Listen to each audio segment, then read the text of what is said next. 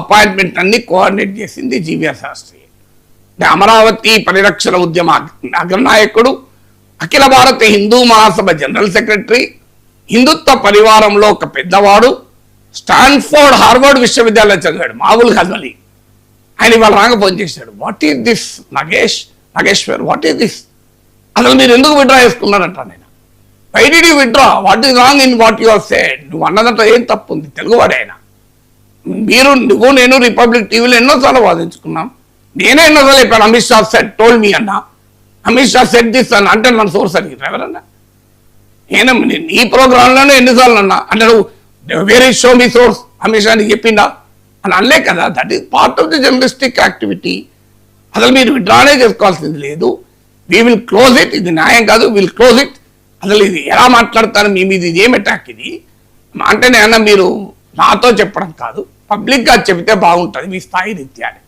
పబ్లిక్గా చెప్పడం ఏంటని, నీకే ఇంటర్వ్యూ ఇస్తాను, నీ టీవీ ప్రోగ్రామ్ అయినాక నాకు కాల్ చేయి, మనమిద్దరమే మాట్లాడదామన్నాడు.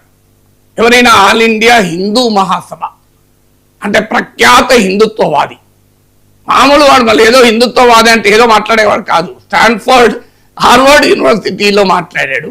మీరు అన్ని జాతీయ టీవీ ఛానల్లో ఒక స్ట్రాంగెస్ట్ హిందుత్వ వాయిస్. ఆయన ఏమంటాడు సార్ అని ఓపెన్ చెప్తారు, professor we respect you lot, what is this nonsense అంటున్నాడు. I can't tolerate this, what is this, మీరంటే మాకు చాలా గౌరవం. Well I mean you and me I fought like anything on Arnab show అన్నాడు.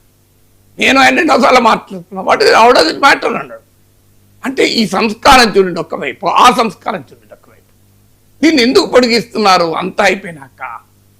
ఇది జనసేనను అవమానించడం కదా, జనసేన అప్పీల్ చేసింది, మీరు కూడా చదివారు ఇంతకుముందు, ఓపెన్గా ట్వీట్ చేసింది, ఇక దీనిని ముగించండి, జన సైనికులకు కూటమి కార్యకర్తలకు ఇక ఏ రకమైన పోస్టులు పెట్టవద్దని విజ్ఞప్తి. ప్రొఫెసర్ సీనియర్ జర్నలిస్ట్గా, మాజీ ఎమ్మెల్సీగా, ప్రొఫెసర్గా మాకు నాగేశ్వర్ పట్ల చాలా గౌరవం ఉంది.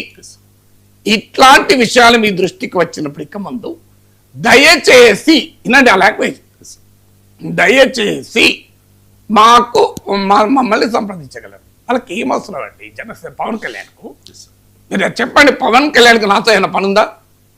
ఈ రాష్ట్రంలో లక్షలాది మంది అభిమానించే ఒక గొప్ప హీరో, మెగా కుటుంబంలో చిరంజీవికి స్వయాన సోదరుడు, అసలు చిరంజీవి సోదరుడు కాదు, ఆ క్రెడెన్షియల్ కూడా అవసరం లేదు ఆయనకు. ఇది top most actor, forget about the deputy chief minister. 21 సీట్లతో 100% స్ట్రైక్ రేట్ తెచ్చుకోగలిగిన నాయకుడు, 2 సార్లు ఎన్నికల్లో రెండోసారి 2 సీట్లలో తానే ఓడిపోయిన, వేరే వాళ్ళైతే పారిపోతారు ధైర్యం లేక, మనోస్థైర్యంతో నిలబడి జగన్ నిర్బంధాన్ని 5 ఏళ్ళు ఎదుర్కొని ఈనాడు ఈ కూటమి సృష్టికర్త అయిన జగన్మోహన్ రెడ్డికి వ్యతిరేక ఓటు చీలకూడదన్న నెరేటివ్తో బీజేపీని కూడా ఒప్పించి, మనందరూ తెలుసుగా చివరి వరకు బీజేపీ ఒప్పుకోలే, అసలు ఈ కూటమిని సృష్టించి దీనికి గేమ్ చేంజర్ అయి ఆఖరికి రాష్ట్ర రాజకీయాల్లో ఈ అనూహ్య పరిణామానికి కర్త కర్మ క్రియ అయి, అలాంటి పవన్ కళ్యాణ్ తరఫున జనసేన ఇచ్చిన స్టేట్మెంట్ ఏంటి? ప్రొఫెసర్ నాగేశ్వర్ అంటే మాకు చాలా గౌరవము, దయచేసి జనసేన పార్టీకి దయచేసిన పదం వాడాల్సిన అవసరం ఉందండి. మీరే చెప్పండి రేషన్ గారు, అవసరం లేదు కదండి, నాతో పనేం లేదు కదా వాళ్ళకు. నాదెండ్ల మనోహర్ గారు కూడా దయచేసి అని అపీల్ చేశారు. నాదెండ్ల మనోహర్ దయచేసి, నాదెండ్ల మనోహర్కి ఏం పని ఉందండి నాతో? నాదెండ్ల మనోహర్ పవన్ కళ్యాణ్ తెప్పకుండా, పవన్ కళ్యాణ్తో సంప్రదించకుండా వ్యాఖ్యానిస్తాడా? మరి ఆయన సోకాళ్ళు జర్నలిస్ట్ అనలే, మీరు నాదెండ్ల మనోహర్. అదే ఇదండి సంస్కారం అంటే. నాకు ఈ ఇవన్నీ చూశాకనే విడ్రా చేసుకున్నా, ఎందుకంటే లేకపోతే నాకు సంస్కారం లేదనుకుంటారు కదా. అంటే బీజేపీ నాయకుల సంస్కారం చెప్పాను, జనసేన నాయకుల సంస్కారం చెప్పాను. మీకు చెప్తాను, చంద్రబాబు నాయుడు గారు, నేను ఎమ్మెల్యేల క్లాస్ చెప్తే టీడీపీ ఎమ్మెల్యేల, ఆయనే ప్రిసైడ్ చేసి 2 గంటలు నోట్స్ రాసుకొని నేను చెప్పిన దాన్ని సమ్మరైజ్ చేసి చివరకు కంక్లూడ్ చేశాడు. పెద్దలు నాగేశ్వర్ గారు అంటూ మాట్లాడాడు. నేను పెద్దవాడిన చంద్రబాబు నాయుడుతో పోలిస్తే ఏ రకంగా చూసిన, వయసులో కాదు, అనుభవంలో కాదు, రాజకీయ ప్రతిష్టలో కాదు.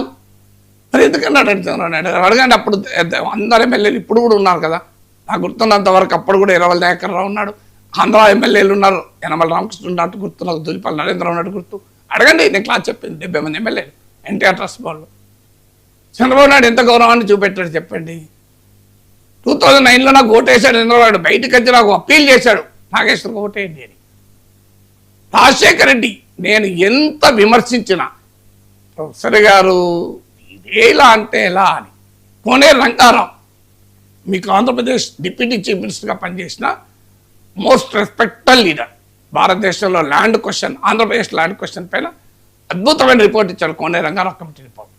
ఆయన ఒకరోజు మీరు పెద్దలు నాగేశ్వర గారు అన్నాడు. నేను మీరు ఎలా సరే అంటే మీరు ఉప ముఖ్యమంత్రిగా ఉన్నప్పుడు నేను నిక్కర్లు వేసుకున్నా, మీరు నన్ను పట్టుకొని పెద్దలు అంటే నాకు అది భరించలేకపోతున్నాను సార్ అన్నాడు. నాగేశ్వర గారు వయస్సుతో రాదండి పెద్దరికము అన్నాడు. పెద్దలు రోషయ్య గారు నేను ఇలాగే అంటే పెద్ద నాగేశ్వర గారు అని ఏదో మాట్లాడి నేను లేచి అధ్యక్ష రోషయ్య గారి గొప్పతనం అది కోనేరు రంగారావు గొప్పతనము, నేనెందుకు గొప్పవాడిని అవుతానండి మీ ముందు పెద్దవాడిని అవుతా అంటే, నాగేశ్వర గారు పెద్దరికము పదవులతో రాదు, వయస్సుతో రాదు, జ్ఞానంతో వస్తుంది, అందువల్ల నువ్వు పెద్దవాడిని అంటే నేను లేచి రోషయ్య గారు మీరు బడే ఉన్నారు, మీరు జ్ఞానంలో కూడా రాకనా పెద్దవారే, దాంట్లో కూడా నేను పెద్దవాడిని కాదన్నా, అది నువ్వు అనుకుంటే అయిపోతుందా నాగేశ్వర అన్నాడు. మా దృష్టిలో నువ్వు పెద్దవారు అన్నాడు. నాకు ఇది ఎందుకు చెప్తున్నా అంటే సంతోషంతో చెప్తున్నా, గర్వంగా చెప్తున్నా. వీళ్ళంతా